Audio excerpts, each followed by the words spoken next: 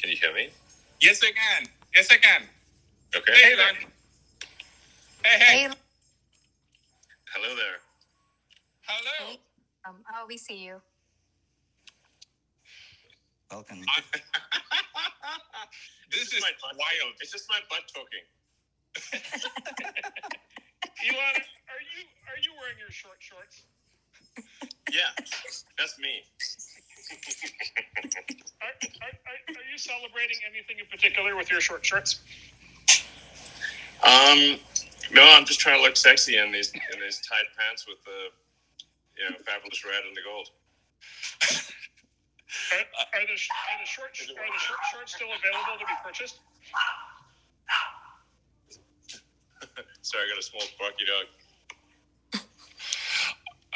Elon, I think you might have broken. I'm not sure about the internet, but definitely Clubhouse. This room is easily the biggest room the app has had, and you're just putting all sorts of pressure on it. This is amazing. This is a true historic moment.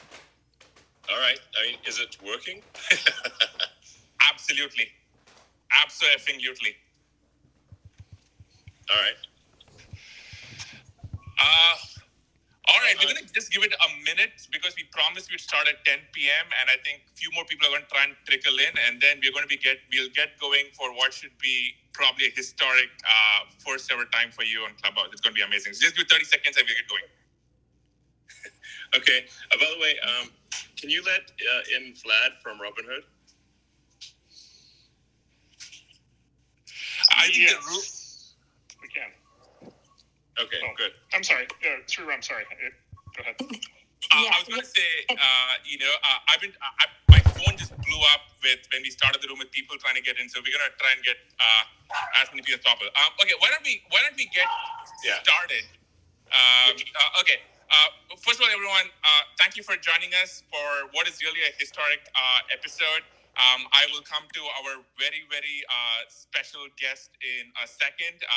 But just to quickly introduce the rest of the room, we have Garry Tan, of Initialized Capital. We have my significantly better other half, Aarthi Ramamurthy, whom Elon, you have met when you took us on a tour of SpaceX. We have Sinofsky of ex-Microsoft fame, and we have the one and only Marc Andreessen. But to introduce our special guest, and this person truly needs no introduction, the founder of Tesla, SpaceX, The Boring Company, Neuralink, PayPal, and I'm sure there's a bunch more. Elon Musk, welcome to Clubhouse. Thank you. Glad to be here. Thank you. Okay, Aarthi, I think your first question. This is awesome.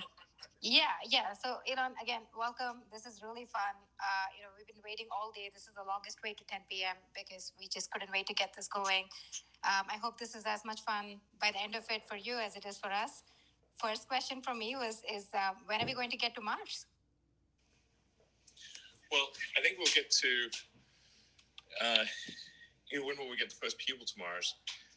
I think we have a decent shot of doing that in about, I'd say I call it 5 years, something like that. So Earth and Mars sync up every 26 months. That's when we're in this it's roughly the same quadrant of the solar system and where we can do interplanetary transfer. And so we had one about 6 months ago, so about a year and a half, there'll be another one. So figure, I don't know, 5.5 years. 5.5 years. So what does it take from here to that point? Like, what are the milestones you think for us to get to, 5 years out, we are landing on Mars? Well, we've got to make a Starship fly, get to go to orbit and back repeatedly. Mm-hmm. I mean, the essential elements are you need a fully reusable, you need a fully and rapidly reusable orbital rocket. This is the holy grail of rocketry. So no one has ever succeeded in creating a fully reusable rocket.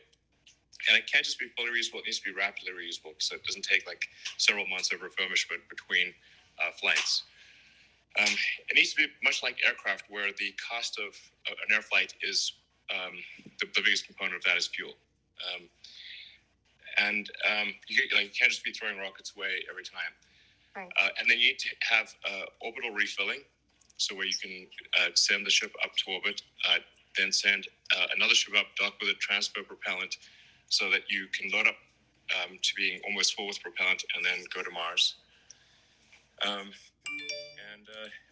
If you've got a large, fully and rapidly reusable rocket with orbital refilling that uses high efficiency, low cost propellant, then you can go to Mars. And then one last thing is, on Mars, you need local propellant production. So you take CO2 out of the atmosphere, combine it with water ice, H2O, to create CH4, methane, and oxygen. And if you have those elements, life can become multiplanetary, and we can have a self-sustaining city on Mars, which I think is one of the most important things we could possibly do for ensuring the long-term existence of consciousness. Yeah, I think that makes sense. Sorry, Sriram, go for it. Yeah, Elon, you've spoken about this often, which is, expanding the scope of consciousness and how it is tied to multiplanetary life. Could you explain what that means for you and why that matters to you? Sure. Well, so originally I had sort of kind of an existential crisis when I was a kid, trying to figure out what's the meaning of life, why are we here, what's the point of it all, is it all meaningless? I got quite depressed, actually, and sad about it, and then the thing that kind of broke me out of it was reading Douglas Adams's Hitchhiker's Guide to the Galaxy, where he essentially pointed out that the universe is the answer, and really the hard part is figuring out what questions to ask about the answer that is the universe. Yeah, exactly. He was trying to make fun of the fact that the answer is the easy part, but the questions are the hard part. So in order for us to gain a better understanding of what questions to ask, or to understand what it's all about, we have to increase the scope and scale of consciousness, so that we're better able to figure out which questions to ask and answer them. So the longer, the broader in scope, larger in scale that consciousness is, the more likely we are to be able to answer these questions and figure out what the heck's going on. Why are we here? To answer the fundamental questions. And I think there's arguably a great filter that we face with, will we become a multi-planet species or not? We'd be surprised if out there in our galaxy and others that there are a whole bunch of dead one-planet civilizations that prospered for a while. They might have prospered for millions of years, but then gradually the civilization collapsed for reasons external or internal, and that was that. All civilizations go through an arc where they go up in technology complexity, but then they don't keep going up. Over time they decline, they fall. And this has happened, obviously, if you're a student of history, with many civilizations in the past. You can look at ancient Egypt. 5,000 years ago, there was the Great Pyramid of Giza, but then the people living there forgot how to build pyramids after a while, and then they forgot how to read hieroglyphics. There's obviously, Gibbon's famous book about the decline and fall of the Roman Empire, and how they had advanced technology in terms of roads, aqueducts, plumbing, and so forth, and then basically people forgot about it. The ancient Sumerians, Babylonians, all these things they've all gone through a similar arc, which suggests that most likely we will go through such an arc ourselves, and we'll be arguably less resilient to recovery because of globalization. So I think for the first time in the 4.5 billion year history of Earth, it has been possible to extend life beyond Earth and make life multiplanetary. And this window of opportunity may be open for a long time. I hope it is, or it may be open for a short time. And I think it would be wise for us to assume that it's open for a short time. I'm an optimist, not a pessimist, but you have to say, there's some chance it's only open for a short time, and we should take advantage of this brief window of opening where we can transport life to make life multiplanetary, and humanity is essentially the agent of life in this process.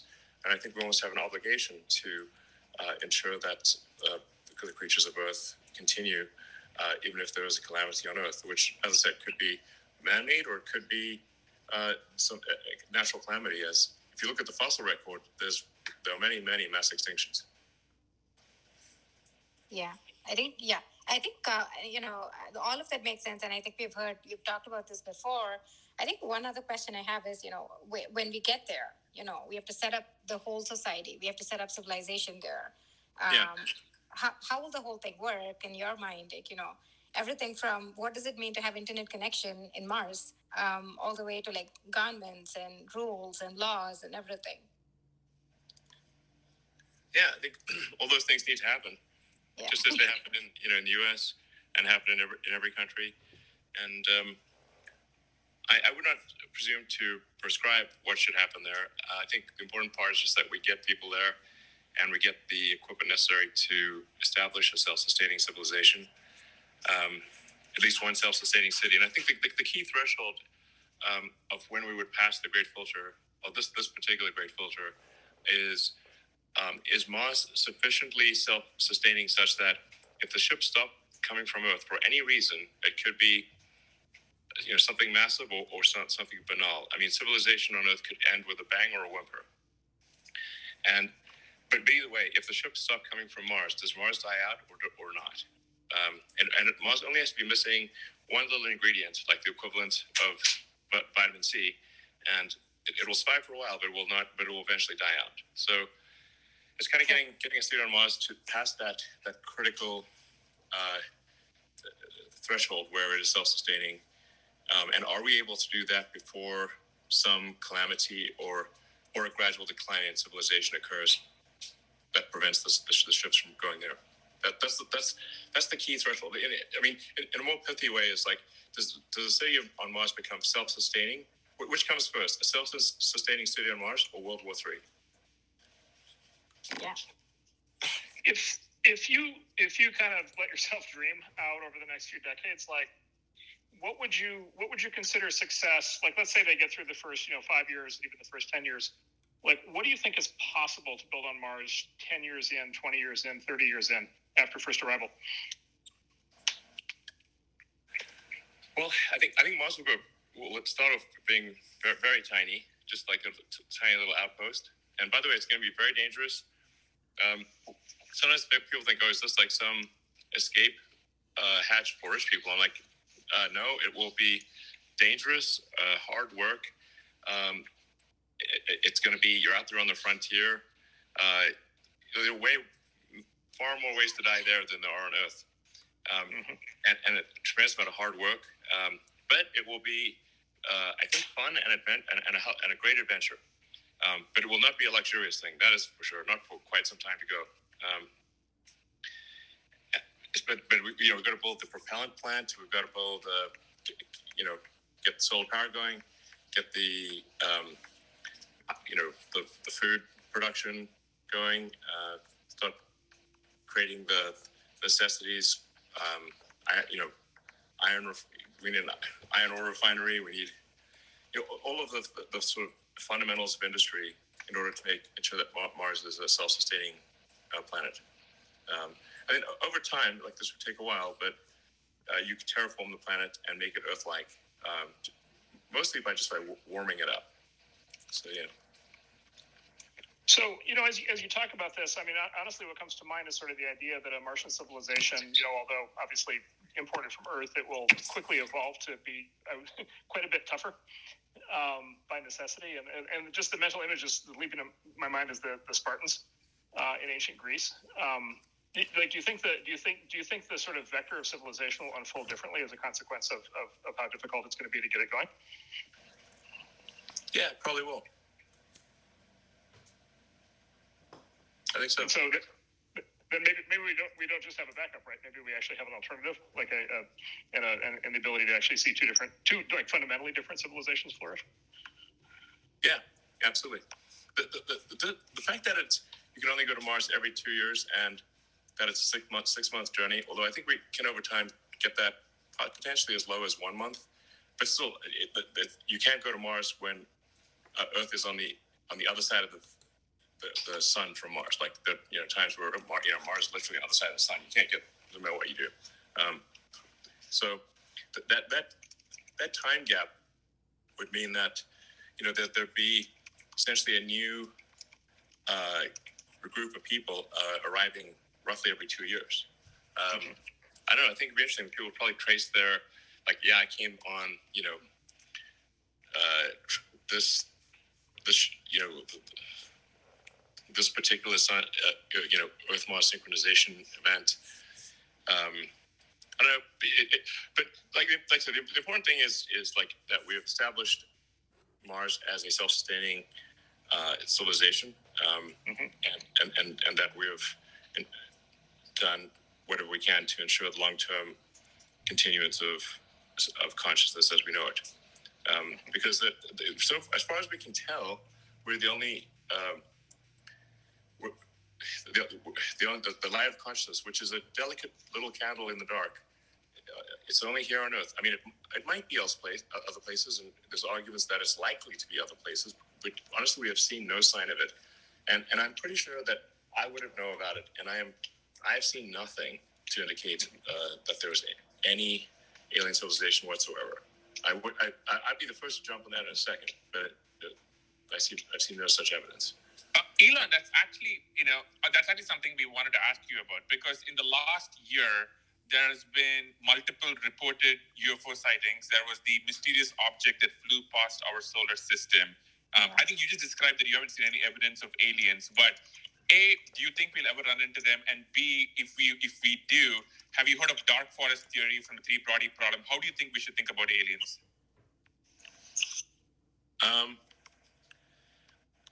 Yeah, I'm trying to be strict in the scientific sense of the word, of saying I've seen not a single piece of conclusive evidence. So that doesn't mean there aren't aliens. I'm just literally saying I've seen nothing that could not be explained by other means, and where the probable explanation by other means is much more likely than this alien technology.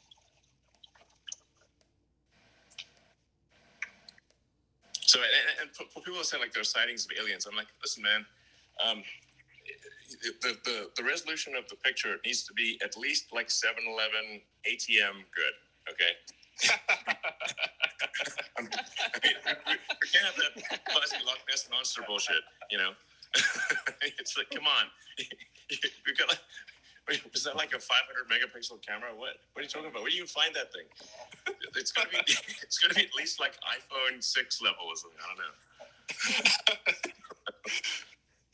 Can I ask one more Mars question? Sure. If that's okay, Sriram. So, Elon, you famously have a pile of really beautiful kids. I know you care about them a great deal, as all parents do. What would your response be if they start coming to you when they turn 18 or 22, and they say, Dad, we're, now that you've landed us on Mars and there's a colony forming, I really want to go? Yeah, I think if we're talking about, say, the third or fourth set of landings on Mars, I think that'd probably be I'd be okay with that. Although I've polled them so far, and none of them say they want to go. So they may change their minds, but currently they're not chomping at the bit to go to Mars. Okay, interesting. Elon, okay. So I think for folks who may not know this, I think we originally met over Twitter, and it's just safe to say, and I want to move on from Mars to memes.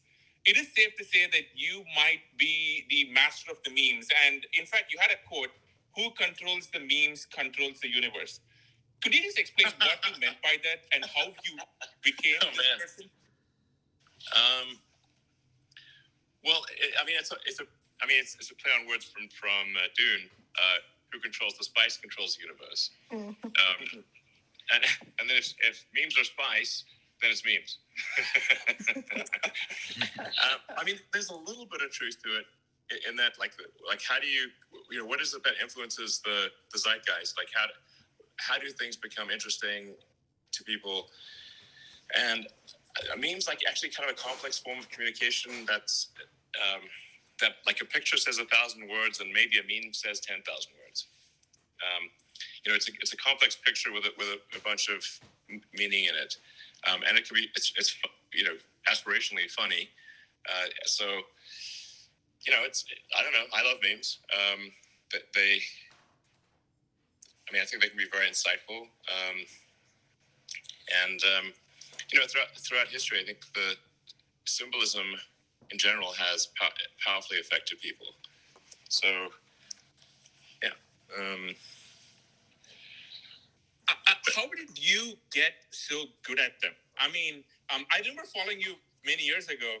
Going from that to your sea shanties meme or any one of the memes, and some of it may not be safe for work here. How did you get so good? We're told that. Why do we have to be safe for work? You don't have to be safe for work. Doesn't work. I know. Yeah. I don't know. I guess probably. I mean, if you go back to my very early tweets, or technically I was on Twitter. I think in the very early days when there were only like maybe 10,000, less than 10,000 users. But then like people were just like tweeting like what kind of latte they had at the University Street Starbucks, and I was like, I don't need to know this. So then I deleted my Twitter account, and then a fake person who got my Twitter account and tweeted for a few years, and then my friend Billy said, hey, you really should be on Twitter so you can speak directly to people, so I was like, okay, I'll do. My friend Billy convinced me to regain my Twitter account, and my early tweets are pretty racy, and like pretty because I was reading this biography of Catherine the Great, so it sort of things went crazy from there. By the way, I like how you say that your early tweets were racy and not right now. I just like that. Look at your profile. Other people think like, oh, he's gone crazy on Twitter. I'm like, no, I started crazy on Twitter. What's like your favorite set of new memes, Elon? Like, what are the new things that you're following now with respect to memes or creating? Sorry, what was that again? Yeah, I mean, I was just going to ask you, what are the new memes that you're like following or creating right now? What are the ones that are interesting to you right now? I don't really follow memes. You just make them? I make some of them, and then some of them are sent to me. I have some pretty kick-ass meme dealers.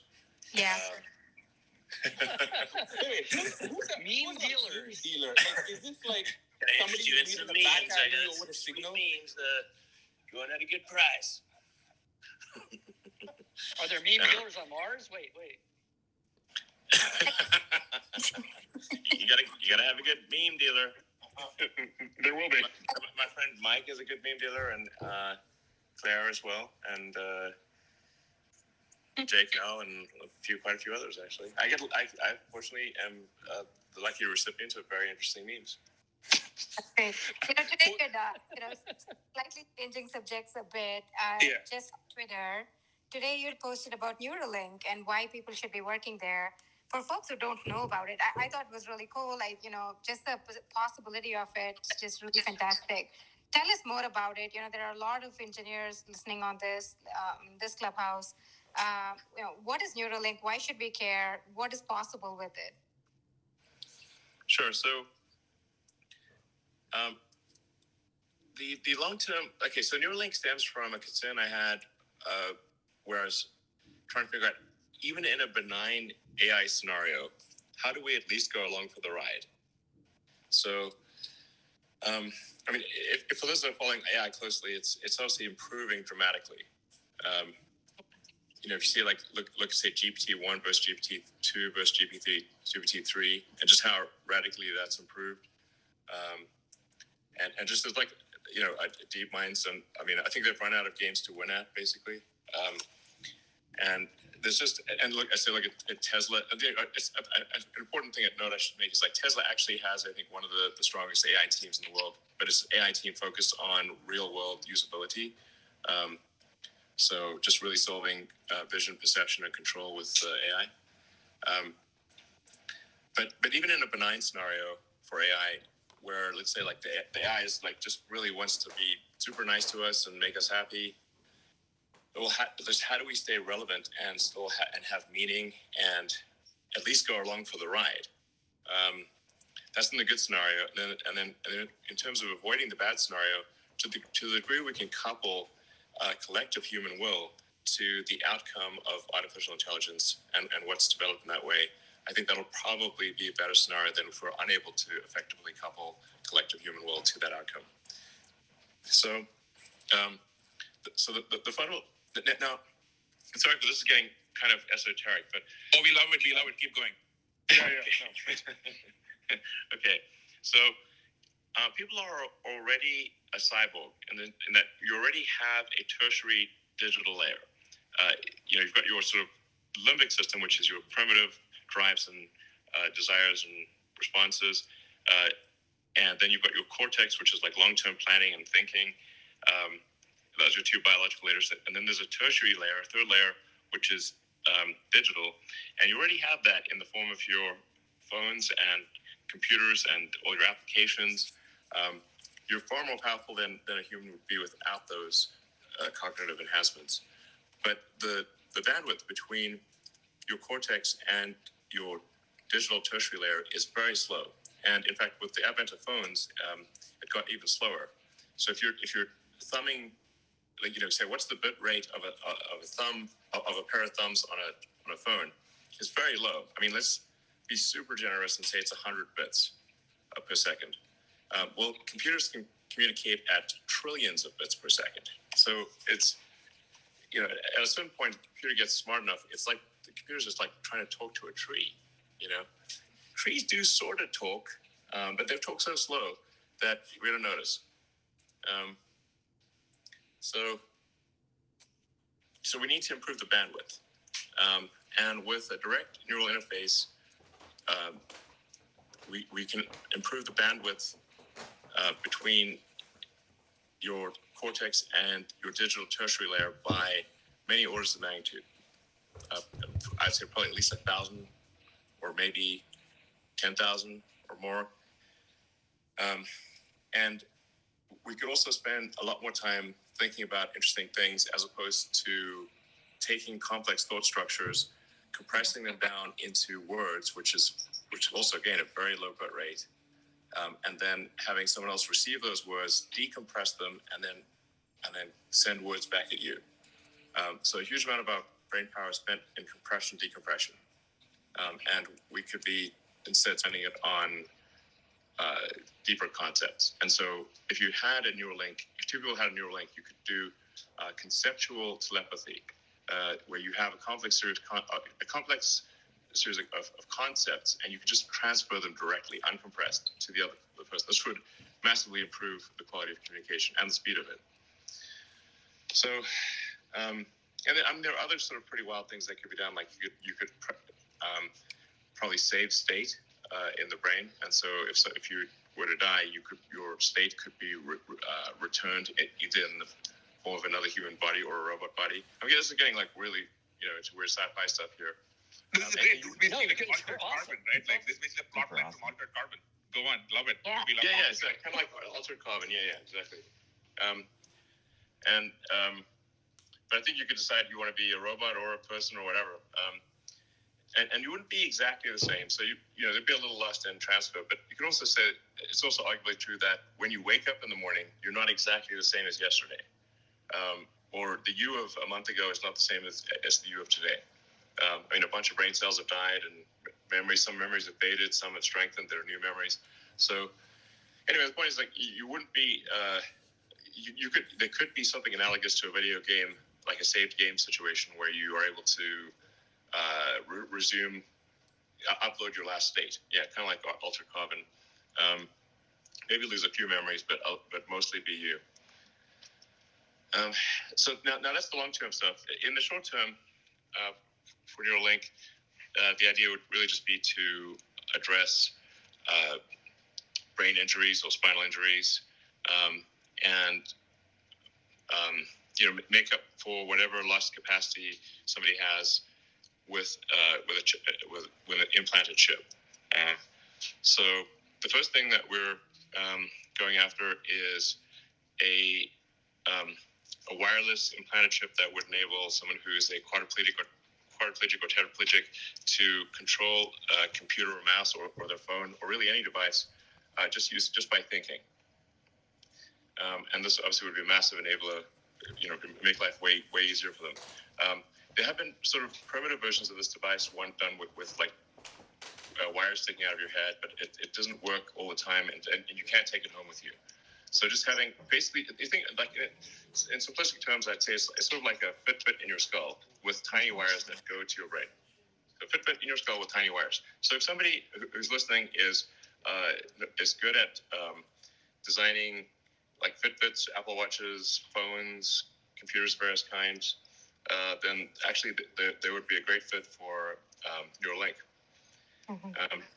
So yeah, we'll probably be releasing some new videos showing progress maybe in a month or so, and because we already got like a monkey with a wireless implant in their skull and the tiny wires, who can play video games using his mind.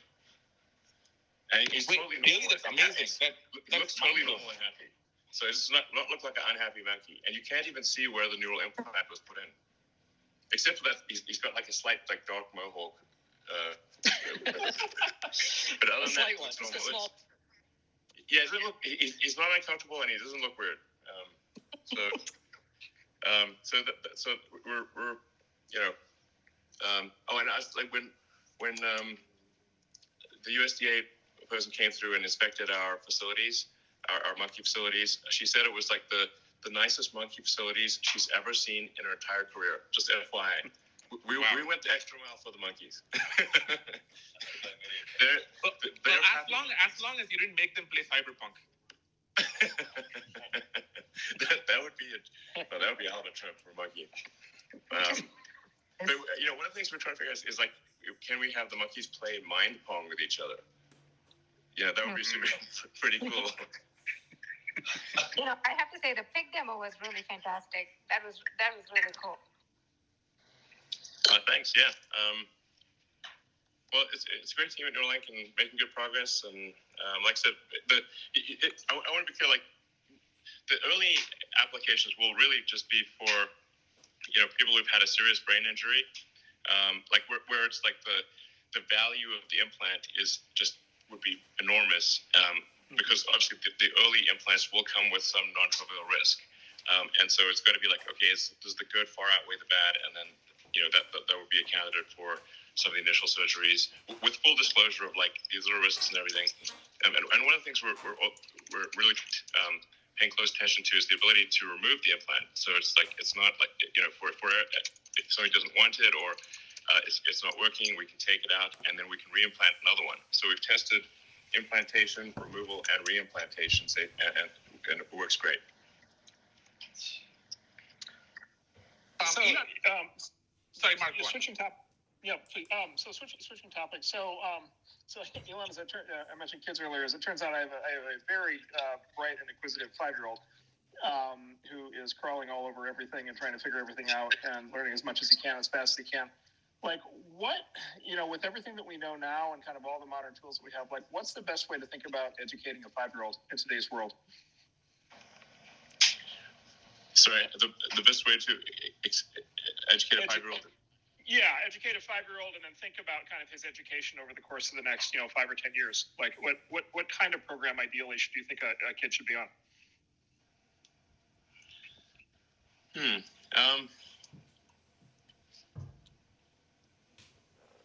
Well, my observation is my kids were mostly educated by YouTube and Reddit, and then and their, I guess, classmates and I guess there were lessons as well, but judging by the amount of time they spent online, it seemed like most of their education is actually coming from online. I think generally with education, you want to make it as interesting and exciting as possible. I've said, like, what are some of the, like, if you see, like what are all the things, like, say, a good video game does to keep someone engaged and interested? if kids can be super engaged in video games, I think there's a way for them to be super engaged in education as well. Like one of the things that's I think very fundamental is to explain the why of things. Like, so we're teaching you this, but we're going to explain why we're teaching you this and why it is relevant. We've evolved to forget things that are irrelevant or have low relevance probability.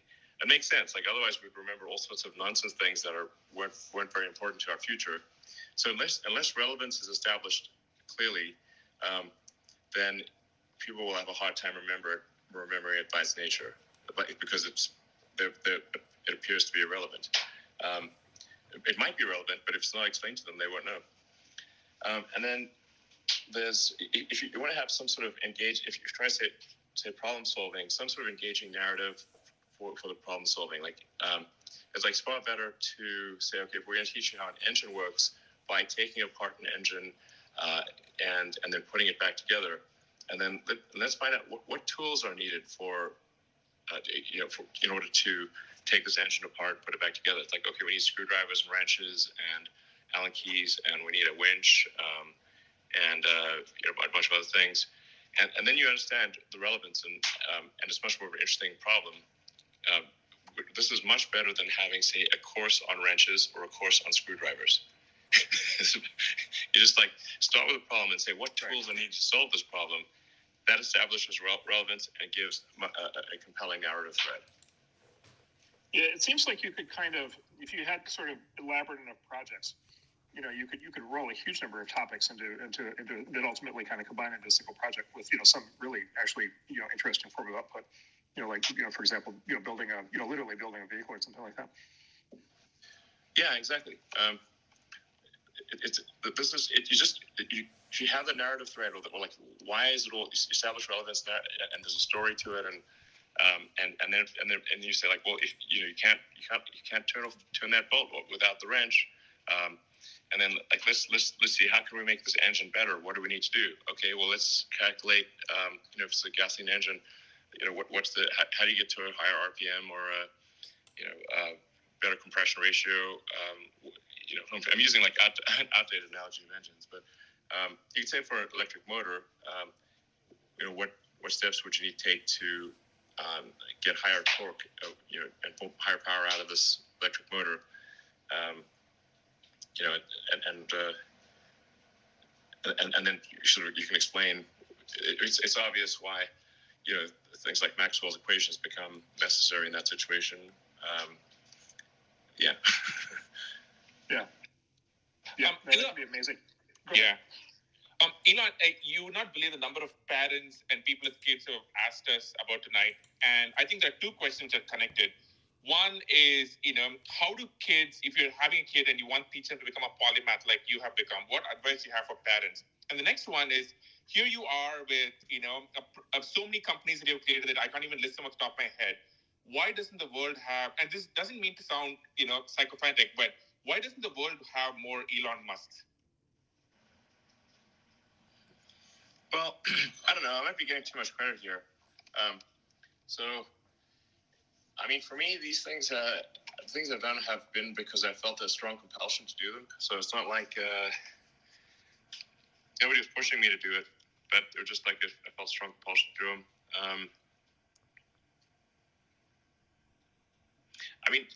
I wouldn't say, there were pretty long sections of my life that have been very painful and difficult, and I'm not sure people would want to do that, there's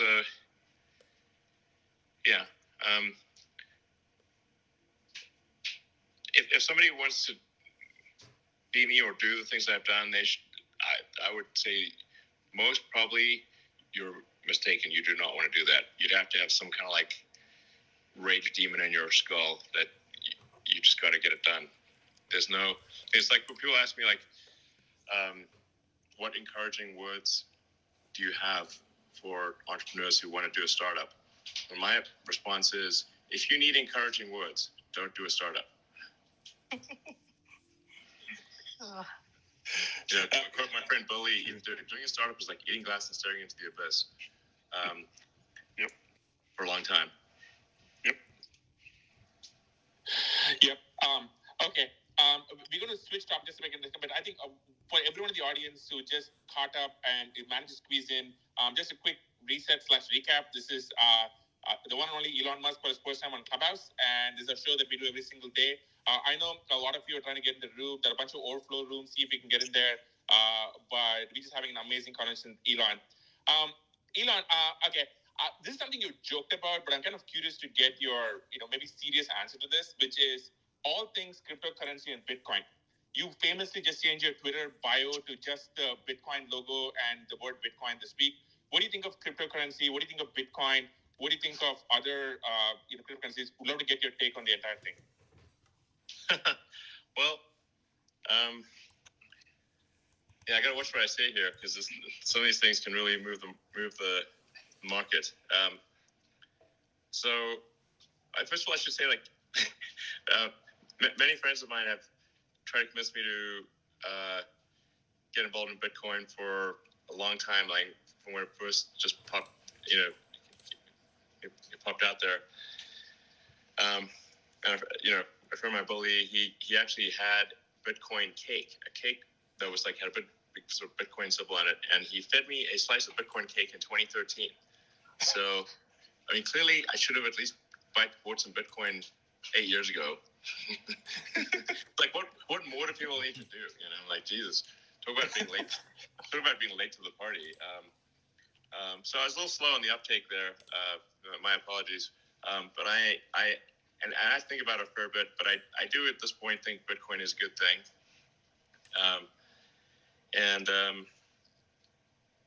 So I am a supporter of Bitcoin. Like I said, I'm late to the party, but I'm a supporter of Bitcoin. And I think Bitcoin is really on the verge of getting broad acceptance by sort of the conventional finance people, So, I think so. I don't have a strong opinion on other cryptocurrencies. Occasionally I make jokes about Dogecoin, but they are really just meant to be jokes. But Dogecoin was made as a joke to make fun of cryptocurrencies, obviously. But fate loves irony, and often, as a friend of mine says, the most ironic outcome is most likely, or as I like to say, the most entertaining outcome is often the most likely, and arguably the most entertaining outcome and the most ironic outcome would be that Dogecoin becomes the currency of Earth in the future. Awesome. Oh my God. Elon, when you tweeted me this afternoon, I will say my tweet replies have been overwhelmed by probably a zillion different cryptocurrency coins. And by the way, you might remember the infamous time when your replies were filled with cryptocurrency bots on Twitter. Oh my God. It was insane. Yeah. That's actually how Elon and I actually wound up meeting, because that was a very painful time. Okay. Yeah. In fact, and then I made a joke about Bitcoin, and my account got locked. Yeah. I had to actually try and convince some folks that was actually the real Elon Musk, and try and get his account unblocked. Okay, so I want to bring us back to one of your companies. We actually have a Tesla Model S sitting outside our house right now. It carries us and our 2-year-old baby around, and we love it.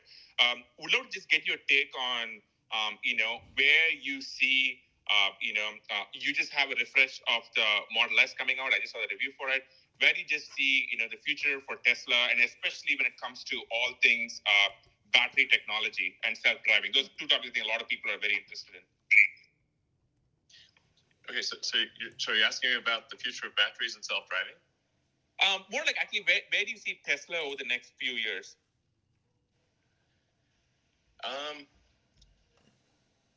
Well, yeah, I think that, the goal with Tesla is to, and has been from the beginning, is to accelerate the advent of sustainable energy.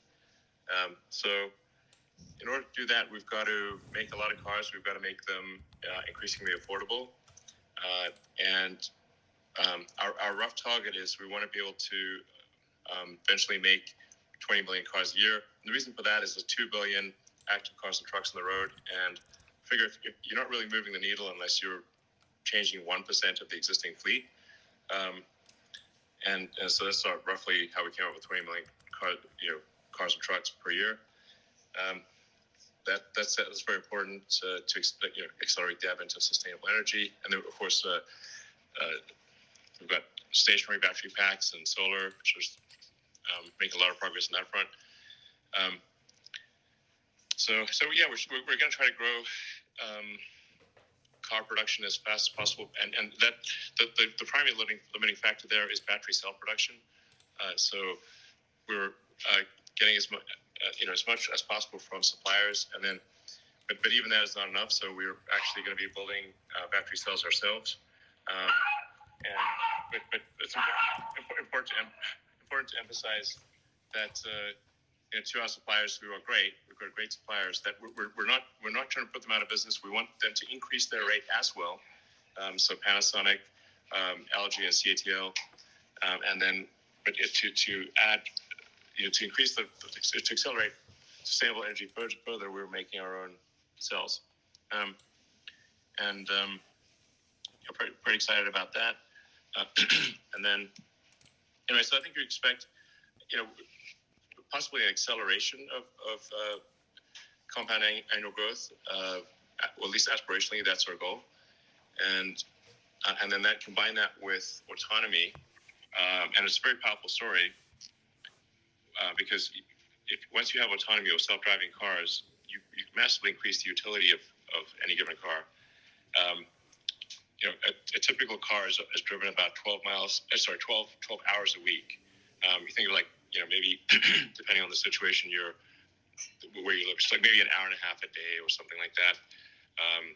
Or in LA, it might be 2 hours a day. So roughly 12 hours a week, and there's 168 hours in a week, in a 7-day week. So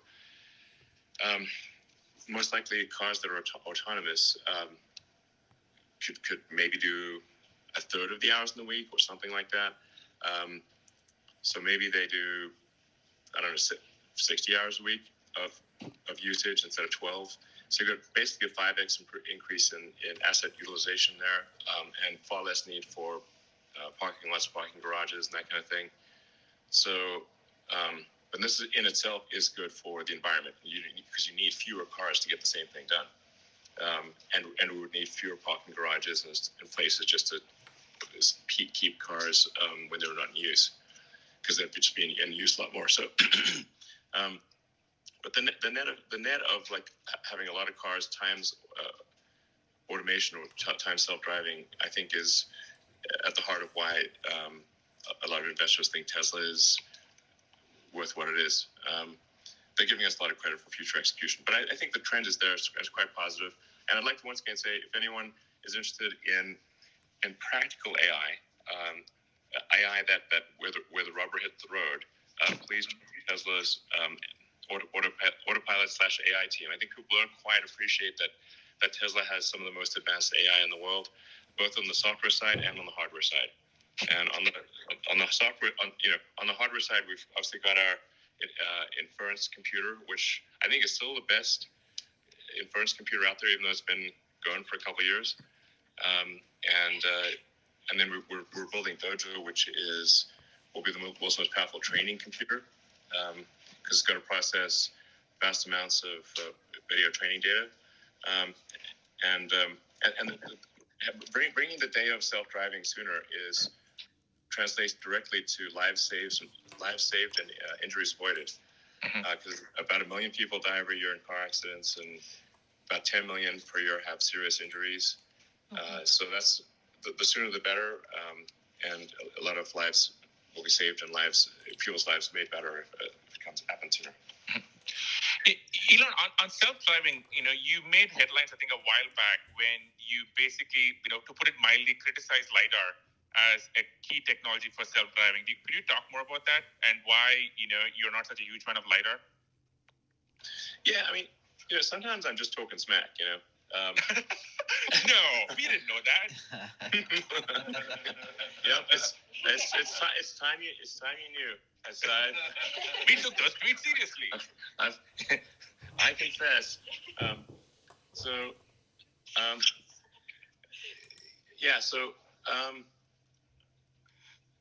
First of all, I'm not like fundamentally against Lidar in all things, because for the SpaceX Dragon that docks with the space station, we actually developed and built our own Lidar for docking with the space station. So obviously, if I hated Lidar, we would not have done that. And this is well before. This is like 10 years ago we started doing that. So I'm not like, I don't have some sort of weird antagonism to Lidar.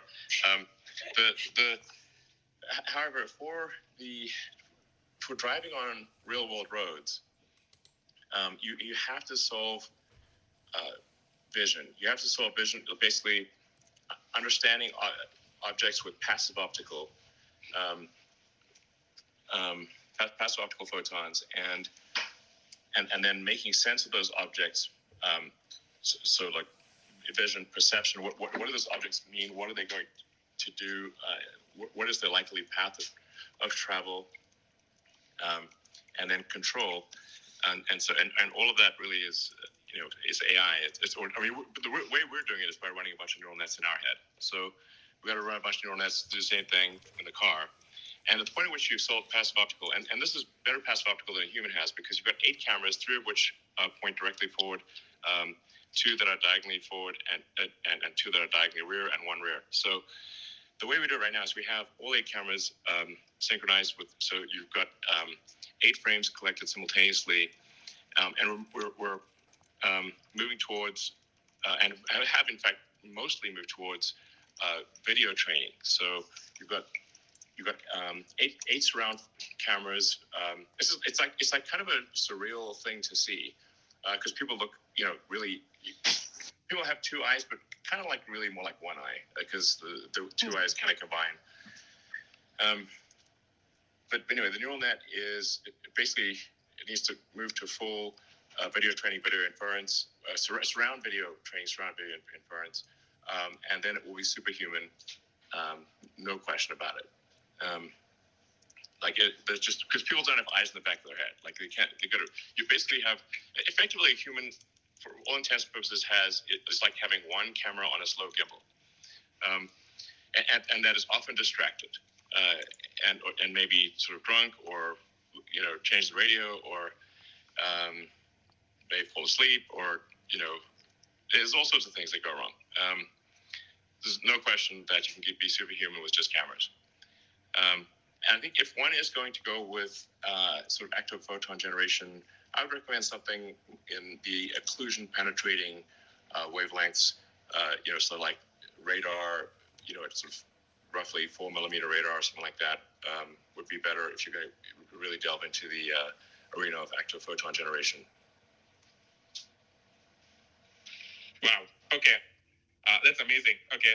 Also, I love how deep you got into that. It was super, super fun. All right. I'm going to switch topic just a bit. I would say it's safe to say a lot of people are very interested in how you work. And you often, for example, describe yourself as an engineer. So walk us through, it's Monday morning, you wake up. What does a typical work day in the life of Elon look like? I guess I wake up and see if there are any emergencies on text or email, and often there are.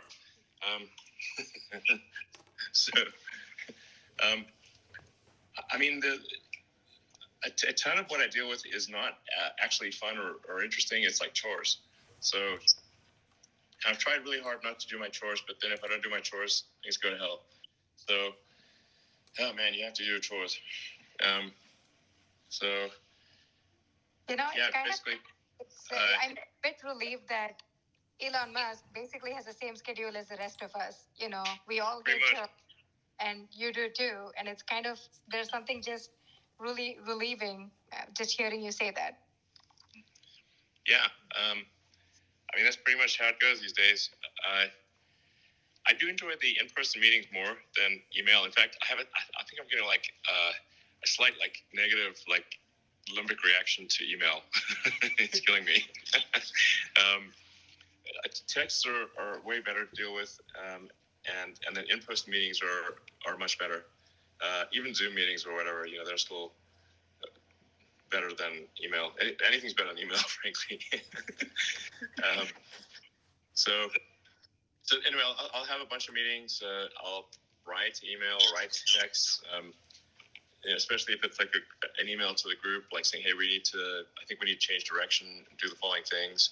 And let me know if you think otherwise, but otherwise we've got to do these things and get our act together in this area or that area.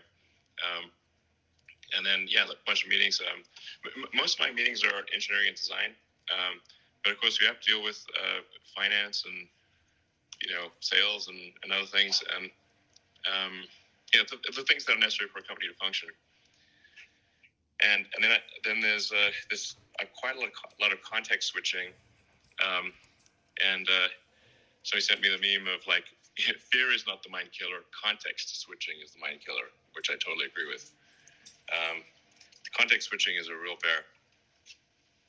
So just try to do less context switching. So maybe focus on one thing for an hour and then another thing for another hour. It's really hard to context switch between SpaceX and Tesla and all the things that are going on at SpaceX and Tesla, and then Neuralink, Boring Company, which fortunately pretty low bandwidth. They don't take a high level of CPU load because they were smaller, and there's their personal stuff and of course memes. Gotta get. That's important. How to schedule them in. Like, where's my meme? We're expecting a meme by now. You're calling up your meme dealer for your hit of memes. I love it. Exactly. Elon, earlier last year I spoke to Marc about how he spends his time, and Marc talked about, when he was younger, he used to have large blocks of open time on his calendar, and I think a lot of, well-known founders have large blocks of open time versus scheduled time. Now you are unique because you have multiple companies you're running. You're also much more of an engineer than traditional CEOs. What does your calendar look like? Are you allocated 30 minutes back to back? You have a lot of open space. How do you handle it? I don't have a lot of open space. It's generally back-to-back meetings, and it's insane. I mean, my days are like insane torrents of information. Sometimes people if you want to audit what I do for a day, it's insane. I don't recommend it. I was thinking man, how long can I keep this up? Because I don't want my brain to explode. And it's like the meetings that are scheduled are not nice to have meetings. They're like, this meeting is essential. Okay. It's pretty intense. I was thinking maybe I should at some point take a week off or something, clear my mind. Or I know there's a bunch of people writing books on Tesla and SpaceX, for example. It's pretty hard for them to get it right because they just weren't there. And maybe I should write some book of my experiences that has all the foolish mistakes I've done and some advice for others that might be helpful. I think so. A book, a documentary. I think, I remember once hearing about how do you still sleep on the floor of your factory? I remember you used to at one point in time. I did. I haven't. I only if there's a crisis situation. And I actually, it's basically when the team is being asked to really work super hard, I got to be right there with them, and they got to see it. Seeing is believing. And so if I'm just sleeping in the middle of the factory floor, and sort of going to sleep at 4 a.m, waking up 4 hours later, and they literally see me. They walk past me. It's not hidden or anything. And it's okay, CEOs willing to fucking take that level of pain, then they'll do it too. I was going to say, when you first said you slept in the factory, I figured, there must be like an executive floor or something, and you must have like a couch, and it must be like a nice setup. And then, when I came over to see you that one time, it's like you have your conference room is literally in the middle of the factory, and like the giant. Sure, pardon my swearing, but I have to. The giant fucking robots are like 15 feet away. Yeah, and they're pounding metal, and it's like ear splitting. And your factory is like literally, or your room is like literally right in the middle of it. And then at least I saw your like sleeping bag in the conference room, so I assume that's where you're sleeping. And I didn't see any other rooms. Like, so it's not just sleeping in the middle of the factory. It's like that's intense. Most of the time, I did not sleep in the conference room because people could not see me in the conference room. So I slept on the floor outside the conference room. Because otherwise, how do people know? Yep. They don't know. Seeing's believing. So I mostly just sleep on the floor outside the conference room so they could see that I was there. Yep, that's an even more advanced level. Yeah, that's world of hurt. And I always would wake up and smell like oil and iron filings. it was rough. Yeah, but I was asking people to really go all out, and I can't expect them to go all out if I'm not doing the same thing. That's super interesting because when people think, again, I'm not saying this to flatter you. When people think, how does the richest person in the world live?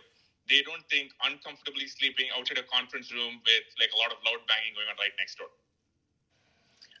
They probably don't, but the people at the factory do. They saw it themselves.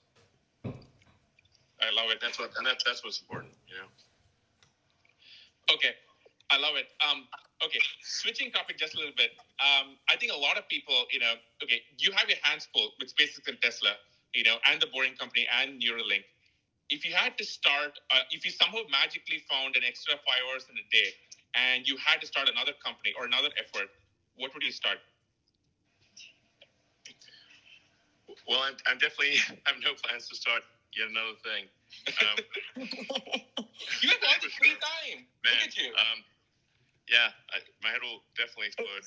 It's like that gladiator meme. Are you not entertained enough? Have you not created enough companies? Indeed. I think there are still tremendous opportunities in tunneling. For 5 years, people asked me what I see opportunities, and I'd say tunneling, and then nobody did anything. So then, actually, initially as a joke, created the Boring Company, and did it. We did like a test tunnel in LA, and then still people didn't believe us. And then so we just did our first operational tunnel in Vegas. But the world really needs tunnels because all major cities have traffic, and tunnels can massively improve people's quality of life by making it easier to travel from one place to another in a city. And then that can be further expanded to long-distance travel, where if you just throw a vacuum on the tunnel, then you can go extremely fast, faster than a plane, and faster than a plane or a high-speed rail. So I'd really still recommend, can someone else say, please start a tunneling company? That'd be great. Then there's RNA or mRNA, basically synthetic viruses, which is we've seen put to good effect with BioNTech and Moderna. But I think people don't quite appreciate that what's actually going on is the digitization of medicine. So it's where you can just literally, create an RNA or DNA sequence like a computer program, and then encapsulate that in you have to multiply it many millions of times, billions of times, and encapsulate that in a lipid shell, so it looks like a tasty treat for your cells, and you can literally do anything. This is absolutely the future of medicine. You could probably figure out how to turn someone into a literal butterfly. Okay, your cells are biological computers. They execute just like a sort of an old school computer where you'd feed it like you'd feed it a tape, or a punch card. That's you just feed your cells, which are tiny biological computers, this punch card, and they will do whatever that punch card says. So that was probably a big eye opener for 2020 of like just the understanding the potential of RNA. And then just super randomly, Tesla actually is making a fairly advanced RNA sort of microfab or something where currently for CureVac, but we're open to making it for other companies as well. Wait. I don't think I'm not sure I understand this. Why is Tesla making an RNA fab? It's super random. So, like a little over 4 years ago, we acquired a company in Germany, primarily for they're very good at automation. They're called Groman, and they're in southern Germany near basically a city of Prum. And at the time of the acquisition, they said like, look, we're willing to be acquired, but there's like just a couple of projects that we think, even though they're not related to automotive, we'd really like to continue if you don't mind. I was like, and the two projects were one is this like tiny chip analyzer, or like a thing with tiny wires for analyzing chips that Intel needs for making CPUs, and then another one was this biotech thing it's basically there's three parts to it. There's a DNA multiplier, an RNA multiplier, and something which puts then the lipid shell on the RNA sequence. We're on like version 3 of it now, and they said could they keep going? So if you keep it under 10% of resources, no problem, you can keep going. And then I don't know, it turns out it may actually be useful. I just love that you accidentally found yourself with an RNA fab. By the way, you've been talking a lot about how mRNA obviously has been key to the Moderna vaccines and all the COVID-19 vaccines, which brings me to COVID. Let us say somehow magically tomorrow you were running the vaccine effort, the distribution effort right now. What would you do to get the vaccines out?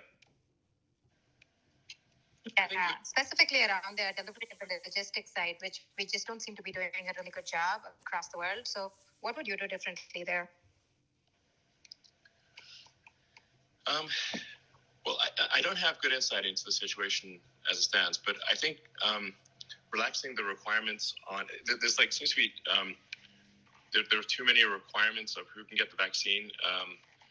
The vaccine really is important for anyone with that is elderly or has a compromised immune system, or is otherwise at risk for the virus. And I think really just saying like, first come, first served. Show up here. Like use CVS and Walgreens, which give out the flu vaccine every year, and say, okay, just show up here, and especially for the Moderna and BioNTech vaccines, which are quite temperature sensitive, they can only be sort of defrosted from the deep freeze briefly, and then they must be used or they lose their effectiveness. This is because my understanding is the RNA because the RNA sequences they use are not stable. Those sequences want to revert to something else. Because they're not stable, they must be frozen at a very low temperature, or they will simply want to revert to a lower energy state RNA sequence. That's my understanding of it. So just like, instead of worrying about like this, is the exact right person going to get the vaccine, like just accept that maybe some people who shouldn't get the vaccine will get it, but we will still get a hell of a lot more vaccines out there. And let's not worry about the details here. Let's just get it to as many people as possible, as quickly as possible. And for sure, we should not worry about the second dose quite yet. Just give everyone the first dose. I suspect that the immunity granted by the first dose is very significant. And we got, that third dose, the second dose is like I think 3 or 4 weeks later. So we've got plenty of time to think about the second dose. Just worry about the first dose and first come, first served, and don't worry about like accidentally giving the damn thing to someone who maybe didn't deserve it. That will happen a little bit. So that's my recommendation on that front. We are going to be there is going to be an avalanche of vaccine coming. I think the U.S. may have ordered something like 900 million doses. FY. And the combination of there's going to be we were going to have so much COVID vaccine. I guarantee you it will be thrown away later this year. more than we could possibly ever need or want. And the Johnson & Johnson vaccine just got approved, which is that's good because it's a more conventional vaccine, but it's a single shot, room temperature. Yeah. And there are more and more vaccines that are going to get approved. Hopefully the CureVac one will be approved soon. I know, because I know the Tesla machine, it can make a bazillion doses super fast. So, I think there's definitely, for those who are concerned about the vaccine, you should expect an exponential increase in vaccine availability. And then combined with that, we are, I think, starting to approach some degree of herd immunity with people who contract the virus and recovered. So, which is actually better than getting a vaccine. The antibody reaction is better than if you got the vaccine. So, could go on and on about it. But overall, I think, optimistic message that there will be lots of vaccines. And I would really encourage people to take the vaccine. I am not an anti-vaxxer. I want to be clear. I'm a pro-vaxxer. So, speaking of the vaccine, California has been sort of bouncing between kind of 45th and 50th in the country, by states in terms of the speed of the rollout. And it for me, it sort of, it re-raises this question that's been coming up more and more, which is, you and I and a lot of people, here listening have built our companies, primarily in California up until now. What's your view on the future of California from here? Well, first of all, I should say I love California, and I've lived half my life, and more than half my life in California. Just, I am, Californian, so much of my, I built my companies here. Came here as a summer, came to Silicon Valley as a summer intern to work on energy storage technology for electric vehicles way back in 92, I think it was 92 or 93. There's a little company called Pinnacle Research in Los Gatos. I got to Silicon Valley as soon as I could. And then at Stanford, I was going to be working on sort of advanced capacitors for use in electric vehicles as grad studies, and ended up putting that on hold for the internet. And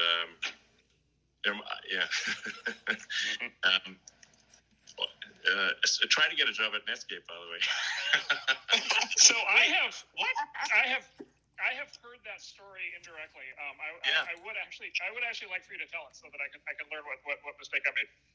Okay, well, first of all, I wouldn't say I did a very good job of trying to get a job at Netscape, but I was convinced that the internet would be the future. Essentially, the humanity communicated by osmosis until then, but with the internet, it would be like humanity acquiring a nervous system and becoming much more of a superorganism. And so I was like, okay, well, I could do a PhD at Stanford on sort of advanced capacitors for use in electric vehicles, which may or may not be successful. I could get the PhD, but would it be useful or not? Uncertain. Or I could be part of building the internet, which was so it's either do the PhD and watch the internet get built right in front of me, or put grad studies on hold and try to help build the internet in some way. And you're basically the only internet company. So I send my resume, and I was like, didn't get any feedback. And then I tried hanging out in the lobby, but I was too shy to speak to anyone. And I was like, man, what a charlatan I am sitting in this lobby. Wow. And then I just started writing software myself because I was like, okay, well, I'll just write software myself. And I actually wrote the first maps and directions on the internet. I'm not sure how many people are aware of that, but the first maps, directions, yellow pages, and white pages, I wrote it personally. It's just me on my computer. And when we started our first company, we only had one computer. So the website only worked during the day because I was coding at night, and then the server ran during the day. So that was quite an adventure, that's for sure. Yeah. So I just want to let you know that the next time you show up at one of my companies and hang out in the lobby for an internship, you're going to get an internship. Wow, thanks, man. Yeah. But only if you get the stuff running 24/7. Like you can't slack off at night. Yeah, you have to keep it Yeah, running. no sleeping outside the conf rooms. That's not okay. Yeah. We will provide you with not just one but two computers. Nice. Okay. I want to wrap up with some light questions for you, which I think a lot of people are curious in. What are you watching on TV? What are you reading right now? Well, I just finished watching The Last Kingdom, which I think is a great piece of mostly accurate historical drama. There's Cobra Kai, which is if you grew up in. It's so good. It's so good. It's such a sick burn, that show. My goodness. They just like turn the knife constantly.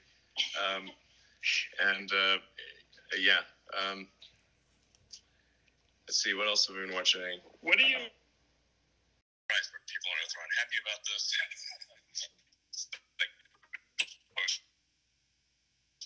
It's on the board. What do you mean? Like what board?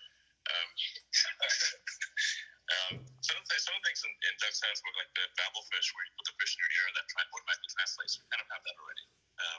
The truth is kind of tough. Elon, okay. Vlad, can you hear us? Vlad the Stalker Taylor. Hey guys, thanks for inviting me up. It's good to hang with all of you. All right, Vlad, what really happened? Give us the inside scoop. All right, well, I was actually hoping that you would invite me up for the Fermi paradox part because this has been a very surreal weekend and week for me. One of the really great things is all the people coming out of the woodwork to offer support for the company, offer advice. So I got introduced today. Actually, I should say I just randomly downloaded Clubhouse a couple of days ago just to see what it was all about. So this is my first time literally using the app. But I got introduced to your friend Antonio, Elon, who had some good advice for me, and then introduced me to you. You had some great advice, and then I figured, I heard about this Clubhouse, and this has got to be part of the simulation. So I just thought, why not? So here I am. So I'm actually an adherent to the simulation hypothesis. All right. Well, spill the beans, man. What happened last week? Why couldn't people buy the Gamestop shares? The people demand an answer, and they want to know the details and the truth. Yep. Okay, so let me start by giving a little bit of background. So I'm the chief executive of Robinhood. Robinhood is actually I'll go through this quickly. Don't worry, this is important. It's actually a couple of companies. So there's an introducing broker-dealer called Robinhood Financial, and that basically is the app that you know and love. It processes trades. You're a customer of Robinhood Financial. Then there's a clearing broker-dealer, Robinhood Securities, that clears and settles the trades. And then we have Robinhood Crypto, which is our crypto business. All of these are kind of different entities that are differently operated. So basically Wednesday of last week, we just had, unprecedented volume, unprecedented load on the system. A lot of these, so-called meme stocks were, going viral on social media, and people were joining Robinhood, and there was a lot of net buy activity on them, as you guys all know. And Robinhood at this time, I think, was number one on the iOS App Store, and pretty close, if not number one, on Google Play as well. So just unprecedented activity. And so Thursday morning, right? So I'm sleeping, but at 3:30 a.m. Pacific, our operations team receives a file from the NSCC, which is the National Securities Clearing Corporation. So basically, as a broker, as a clearing broker, and this is where Robinhood Securities comes in, we have to put up money to the NSCC based on some factors, including things like the volatility of the trading activity, concentration into certain securities, and this is the equities business, so it's based on stock trading and not options trading or anything else. So they gave us a file with the deposit, and the request was around $3 billion, which is, about an order of magnitude more than what it typically is, right? So, why was that so high? Like, this seems like it sounds like this is an unprecedented increase in demand for capital. What formula did they use to calculate that? Well, and just to give context, Robinhood up until that point has raised, a little bit, around $2 billion in total venture capital up until now. So it's a big number. Like $3 billion is a large number, right? So basically, the details are, we don't have the full details. It's a little bit of an opaque formula, but there's a component called the VAR of it, which is value at risk, and that's based on kind of some fairly quantitative things, although it's not fully transparent. So there are ways to reverse engineer it, but it's not kind of publicly shared. And then there's a special component, which is discretionary. So that kind of acts as a multiplier, and basically discretionary meaning like it's just their opinion. Yeah, it's a little bit. I mean, I'm sure there's definitely more than just their opinion, but basically, well, I mean, I guess it's based on growth. What everyone wants to know is like, did something maybe shady go down here? It's like, it seems weird that you'd get a sudden $10 billion demand. $3 billion in the morning. Sorry, how much? Yeah, it was $3 billion US. $3 billion. Okay, so it's $3 billion around. Just suddenly out of nowhere. And what percentage? I wouldn't impute shadiness to it or anything like that. And actually, the NSCC was reasonable subsequent to this, and they worked with us to actually lower it. So it was unprecedented activity. I don't have the full context about what's going on in the NSCC to make these calculations, but essentially, is anyone holding you hostage right now? No, I'm okay. Yeah. Thanks for asking. But anyway, so this was obviously nerve-wracking, and I actually was asleep at this point. The operations team was fielding the.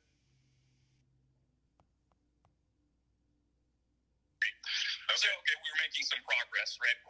And then, but it's still a high number. And then we basically proposed, well, let's explain how we plan to. Let's explain how we'll manage risk in these symbols throughout the day. We proposed marking these volatile stocks that were kind of driving the activity, position closing only, and then at about an hour before market open, so 5:30 or 5 in the morning, they came back and they said, okay, the charge is, or the deposit, $700 million, which we then deposited and paid promptly, and then everything was fine. So that essentially explains why we had to mark these symbols position closing only, and also why we knew this was a bad outcome for customers. Part of what's been really difficult is Robinhood stands for democratizing access to stocks, and we want to give people the access. So that's been very, very challenging. But we had no choice in this case. We had to conform to our regulatory capital requirements, and so the team did what they could to make sure we were available for customers. Who controls this organization, this clearinghouse? It's a consortium. It's not quite a government agency. I don't really know the details of all of that. Okay. But and to be fair, like we were I think there was legitimate sort of turmoil in the markets. Like, these are unprecedented events with these meme stocks, and there was a lot of activity. So there probably is some amount of extra risk in the system that warrants higher requirements. So it's not entirely unreasonable. But we did operational processes to make sure that customers that had positions could sell their open positions, because obviously restricting someone, we got a lot of questions about, okay, you had to restrict buying, why didn't you also restrict selling? And the fact of the matter is, people get really pissed off if they're holding stock and they want to sell it and they can't, right? So I think that's categorically worse. So and lots of other brokers, I think, were in the same situation. Robinhood was in the news, but you sort of heard this industry-wide, right? Other brokers basically restricted the same exact activity. All right, so it sounds like this organization calls you up and they basically have a gun to your head, either hand over this money or else. And so, because basically what people are wondering is like, did you sell your clients down the river, or do you have no choice? And if you had no choice, that's understandable. But then, we got to find out why you have no choice, and who are these people that are saying you have no choice? Yeah, I think that's fair. We have to comply with these requirements. Financial institutions have requirements. The formula behind these requirements, I think. It would obviously be ideal if there was a little bit more transparency so we could plan better around that. But to be fair, we were able to open and serve our customers, and 24 hours later, our team raised over $1 billion in capital, so that when we did open, when we do open tomorrow morning, we'll be able to kind of relax the stringent position limits that we put on these securities on Friday. Will there be any limits? Well, I think there's always going to be some theoretical limit. Like, we don't have infinite capital, right? And on Friday there were limits. So there's always going to have to be some limit. I think the question is, will the limits be high enough to the point where, they won't impact 99.9+% of customers. So someone were to deposit $100 billion and decide to trade in one stock like that, that wouldn't be possible. All right.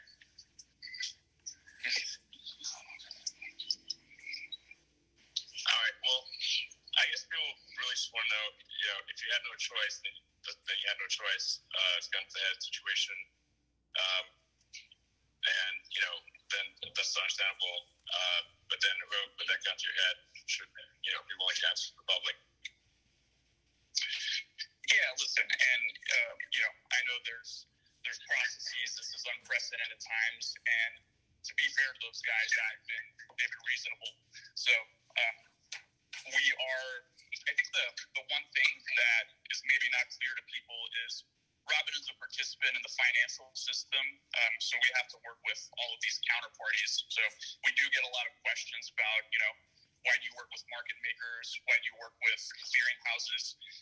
Vertically integrating and getting, it's hard enough to build introducing a clearing broker-dealer. Not too many people have done that. But the financial system that allows customers to trade shares, is sort of a complex web of multiple parties, and it's hard to. I think everyone says it could be better, it could be improved. It's just the necessity of trading equities in the U.S. that you have to do all these things. I mean, to what degree are you beholden to Citadel? I mean, like, basically, if Citadel's unhappy, then what happens? Yeah, so that there was a rumor that Citadel or other market makers kind of pressured us into doing this, and now that's just false, right? Market makers execute our trades. They execute trades of every broker dealer. This was a clearinghouse. This was a clearinghouse decision, and it was just based on the capital requirements. So, from our perspective, Citadel and other market makers weren't involved in that. But wouldn't they have a strong say in who got put in charge of that organization, since it's an industry consortium, not a government consortium, or not a government regulatory agency? I don't have any reason to believe that. I think that's just like, then you're getting into kind of the conspiracy theories a little bit. So I just have no reason to believe that that's the case, Okay. All right. Well, I guess we'll see what happens with future actions. Hopefully that's insightful or at least a little bit entertaining. Are you not entertaining? Okay. Well, I don't know what to say. First of all, Vlad, thank you so much for jumping on. I know it's pretty late, and thank you so much. I deeply appreciate it, and I'm sure everyone in the audience here and watching elsewhere deeply appreciate it. So thank you so much. Really appreciate this. I'm going to wrap this up. Elon, what can I say? Thank you so much. I hope you had a fun time for your first time on Clubhouse. Did you have fun? Yeah, it was great. This is awesome. I didn't even know it existed a week ago, so it seems cool. Awesome. So, would you come back? Yeah. All right. Okay. Well, thank you so much, and also thank you everyone for listening in. I know we went way over, Elon. Elon, please, every time we do this show, we try and pick a song that fits the person we're interviewing. So I'm going to play us out of the show with this song that I think you might like. Garry, hit it.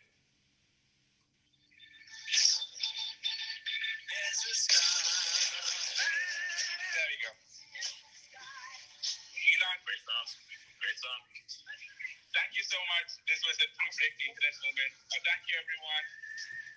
Thanks, guys. Good night, everybody. Thank you. Thank you. Bye.